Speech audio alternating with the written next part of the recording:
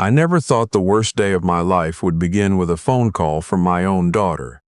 It was a Tuesday morning in October, the kind of morning we get in Hamilton where the sky can't quite decide if it wants to rain or not. I was in the kitchen making oatmeal, steel cut, the way my wife Eleanor used to make it, 40 years of habit that outlived her by 3, when my phone buzzed on the counter. Daughter's name lit up the screen. "Dad, it's me. Are you sitting down?" I wasn't. I was stirring oats and half watching the birds at the feeder outside the window, a pair of chickadees, same as always. "I'm standing," I said. She told me son-in-law had been rushed to St. Joseph's overnight. Chest pains. They weren't sure yet what it was. She was there with the kids and she needed me to come. Could I come? She sounded like she hadn't slept, and I could hear my granddaughter crying somewhere in the background. I turned off the stove and I went. Of course I went. She was my daughter. You don't think. You just go. What I didn't know, what I couldn't have known standing there in my kitchen with the spoon still in my hand, was that by the time I walked through those hospital doors, a plan had already been set in motion. A plan that had nothing to do with my son-in-law's heart and everything to do with mine. I need to back up a little because none of this makes sense without the full picture. Eleanor passed 4 years ago, April. Pancreatic cancer, the kind that doesn't give you much warning and doesn't negotiate once it arrives. We had 41 years together, Eleanor and I. We built everything together, the house on Kinsey Avenue, the landscaping business I ran for 32 years, the life. When she went, she took something I haven't been able to name since. Not quite the will to go on, nothing as dramatic as that. More like the background hum, the thing that makes a house feel occupied even when no one's talking. My daughter, I'll call her by what she's always been to me, which is my girl. She's 43 now. She married her husband 12 years ago, a man named Boyd.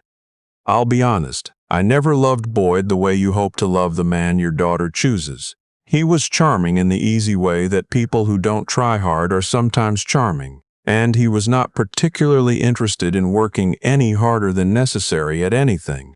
But she loved him, and for a long time that was enough for me. They have 2 kids. My granddaughter is 9, my grandson is 6. I would do anything for those 2. That's just a fact. I've been a good grandfather. I show up. I built them a proper treehouse in the backyard the summer after Eleanor died because I needed something to do with my hands and they needed somewhere to be kids. I picked them up from school when their parents can't. I came every time I was asked. Every single time. The business. I should explain the business because that's where everything really starts. I sold Pemberton Landscape and Design 3 years ago when my knees finally told me they were done with me. The buyer was a company out of Mississauga, a private equity group that had been buying up local landscaping operations across southern Ontario. They paid me $1.4 million for the business, the equipment, and the client contracts. It was more than I expected, and less than 32 years of work probably deserved, but it was fair. I put most of it into a TFSA and a non-registered investment account, kept some liquid, paid off the last bit of the mortgage. The house on Kinsey is worth close to $900,000 now, which still makes me shake my head because I paid $214,000 for it in 1989 and thought I was being reckless. My estate planning was all done through a lawyer downtown, a woman named Harriet who I'd used for years. My will was simple. The house and everything else split equally between my daughter and my son, with a portion set aside in trust for the grandchildren's education. My son lives out in Vancouver with his partner, does something with environmental consulting that I partly understand when he explains it. We talk every Sunday. He's a good man and I miss having him closer. What I didn't know, in those early weeks after I sold the business, was that Boyd had been watching the numbers. I found out later, much later, from my daughter herself, weeping on a plastic chair in a hospital corridor, that Boyd had been in serious financial trouble for almost 2 years before any of this happened. He'd gotten into day trading during the pandemic, which is the kind of sentence that doesn't need a punchline. He'd lost close to $80,000, borrowed from a line of credit to cover it, lost more trying to recover, and had been hiding the whole thing from my daughter with the particular skill of someone who has never been forced to face consequences. Their mortgage was in arrears. There was a collections notice she'd never seen. She had no idea. What Boyd had, instead of a plan to fix it, was an idea. And the idea was me. I don't know exactly when he decided. I don't know if there was a specific moment when he looked at the numbers, and looked at my age, and looked at what he knew about my health. I'd had a cardiac event 18 months prior, a mild one, a warning, the kind your doctor calls a shot across the bow, and decided that my timeline could be made to work in his favor. I don't know when a bad idea became a real plan, but I know it did. The hospital call was real, in the sense that Boyd had checked himself in. Chest pains, he'd told them. They kept him overnight for observation. Nothing was seriously wrong, but it was enough to get me through the door, enough to establish a reason for me to be there, enough to set the rest in motion. When I arrived at St. Joseph's that morning, I found my daughter in the waiting area near the cardiac unit, exactly as she'd described. She looked pale and worn and grateful to see me, or something that looked like gratitude. She hugged me and held on a second longer than usual. The kids weren't there. They were at school. She decided to let them go in. It was just the two of us. She brought me to Boyd's room. He was sitting up in bed, wearing a hospital gown, looking, I thought, remarkably comfortable for a man who'd supposedly spent the night afraid of his own heart. He shook my hand. He said he was glad I could come. He said, the doctors thought it might be nothing, might be stress, that they'd be releasing him by afternoon. I sat in the chair beside his bed. My daughter sat in another. We talked about nothing much for a while, the way you do in hospitals. I asked about the kids. He asked about my neighbor's dog that had been barking. My daughter went to get coffee from the machine down the hall. The moment she left the room, everything changed. Boyd put his hand on the rail of the bed and leaned slightly forward and lowered his voice in a way that I now understand was rehearsed. He said he needed to talk to me about something. He said he'd been doing a lot of thinking since his health scare. I remember, he said, health scare, very deliberately, establishing its seriousness, and he'd realized that life was short and that he wanted to make sure the family was protected.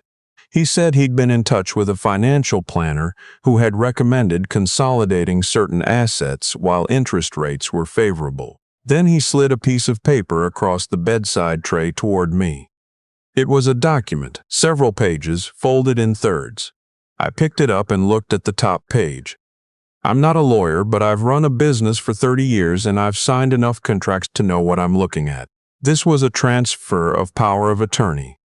Financial power of attorney, not personal care, though I noticed a second document underneath it. What is this? I said.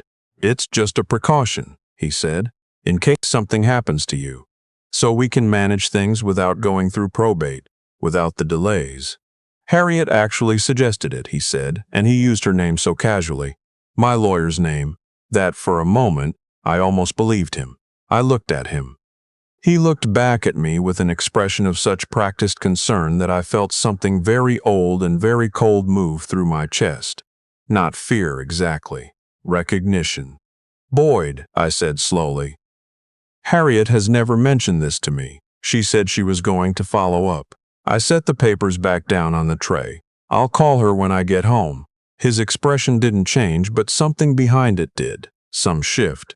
He nodded and said, of course, take your time. My daughter came back with the coffee.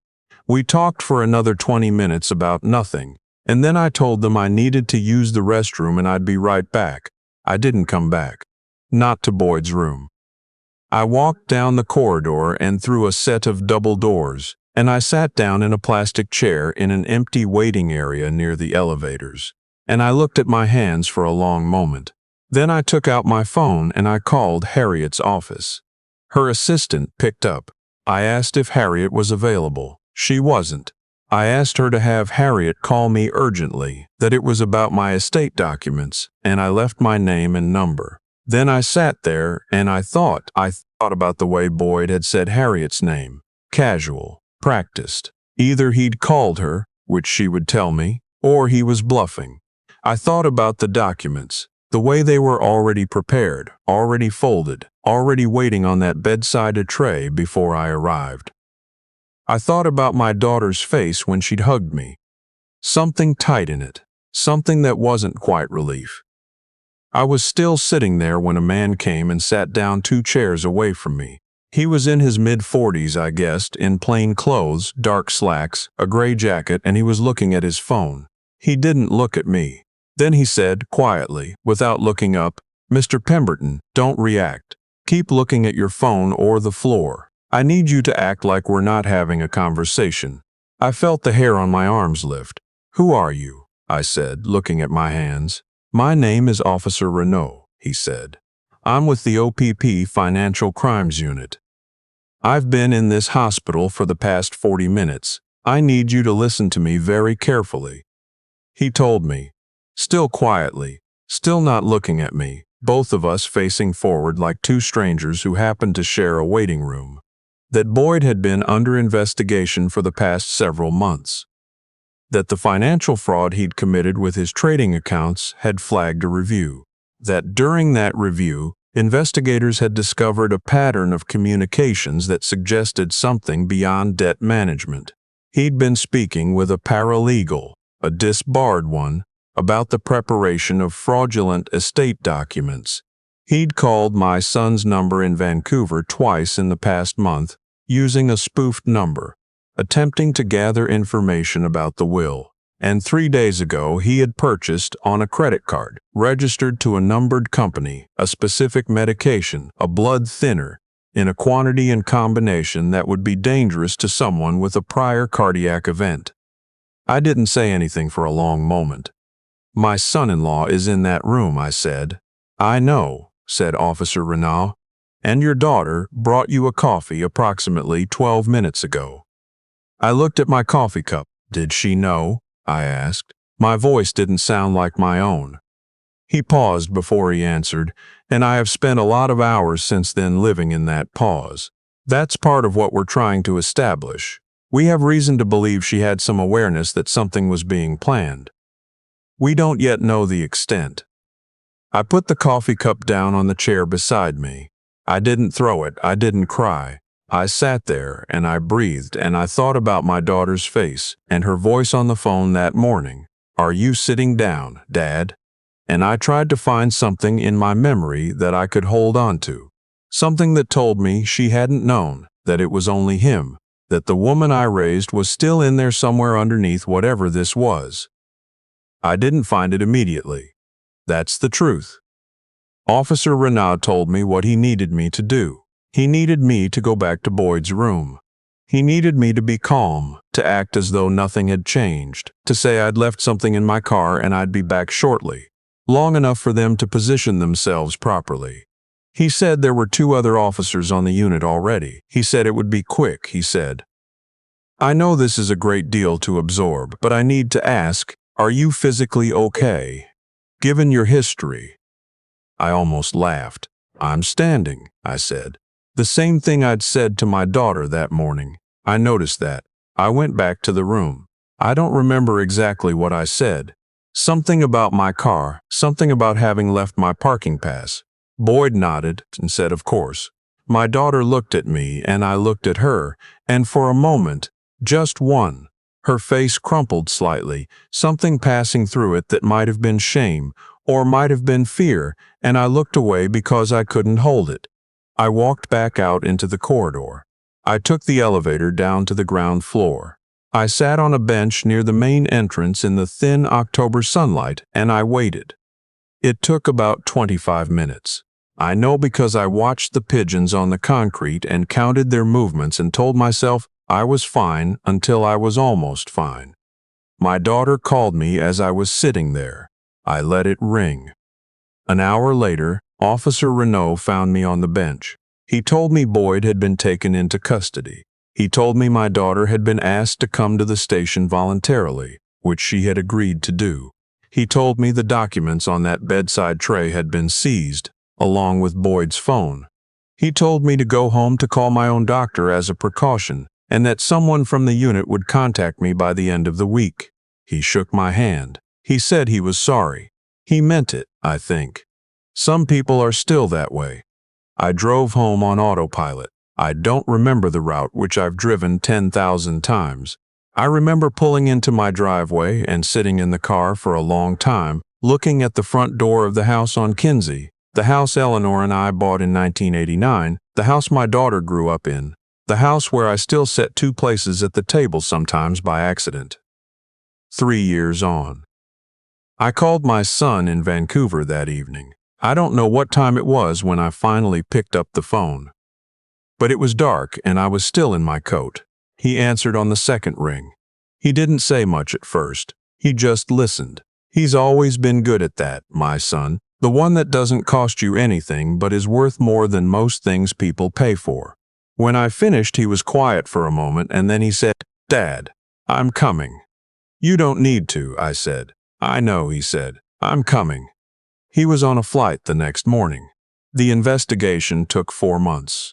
Boyd was charged with attempted fraud, criminal breach of trust, and 2 other charges that Harriet's colleague, the one who specializes in criminal law, explained to me carefully, and that I understood completely in the moment and could not have repeated an hour later. He eventually pleaded guilty to a reduced set of charges. He served 8 months in a federal facility in Millhaven. My daughter's situation was more complicated. The Crown ultimately determined that she had been aware of Boyd's financial situation, but had not been a full participant in the plan against me. She had known something was coming. She had not stopped it. The distinction matters legally, though it lands differently when you're the father. She called me 6 times before I answered. When I finally did, she didn't say sorry immediately, which I respected more than if she had. She said, "I didn't think he would actually do it," and then, "I know that's not enough." She was right, it wasn't, not yet. What happened next is slow, that's the honest thing to say. It didn't resolve like a scene in a movie. My daughter and I did not have a transformative conversation in someone's kitchen with tears and forgiveness and a cut to credits. What we had was a lot of silence and a few difficult dinners and some phone calls that ended badly, and some that ended better than expected, and about a year and a half of very careful, very deliberate work at being family again. What helped was the children. My grandchildren knew none of it, obviously. As far as they were concerned, their grandfather still showed up every other Saturday, still knew how to fix things, still played Uno with them until someone cried, still bought the good hot chocolate from the place on King Street that their mother said was too far to drive. I showed up because they needed me to and also because I needed to. That's a fair trade. Boyd is out now. I don't know where he is. My daughter is not with him. That decision she made herself. I didn't ask her to, and I didn't have to. I think she looked at the man she'd been covering for and finally saw him clearly, and I think what she saw was smaller than she expected. I amended my will after everything was settled. My son and my daughter are still both in it. The grandchildren's education trust is larger now. Harriet suggested I review the power of attorney documents, and we redid them properly, both personal care and financial, with my son as primary. He drove me to her office on a Thursday afternoon and we signed everything and then went for pho on James Street North because that's what he wanted, and it was his last day in town before flying back to Vancouver. I told him, walking back to the car in the cold, that I was glad he'd come. He said, "Dad, of course.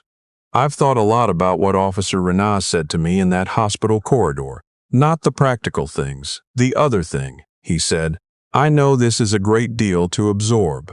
Just that. Not offering to fix it, not telling me what to feel, just acknowledging the weight of it. Sometimes that's the most honest thing a person can say to you. I've tried to remember that. Eleanor would have known what to do. She had a gift for holding very hard things steadily." I don't have that gift in the same way.